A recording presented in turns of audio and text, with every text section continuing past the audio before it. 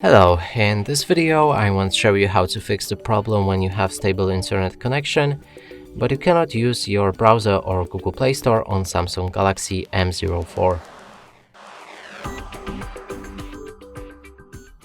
And to do this, you'll need to open a Google Play Store. Inside, let's try to find any app and install it. Actually, this one is installed, so let's go for this.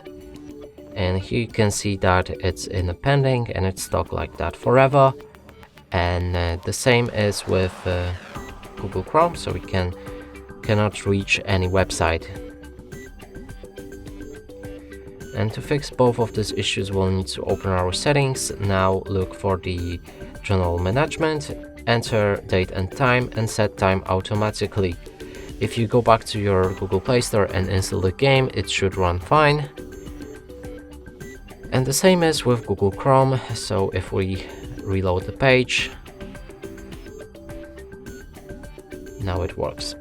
And that's it for this video. Hope you like it. Please consider subscribing to our channel, leave a like and comment below.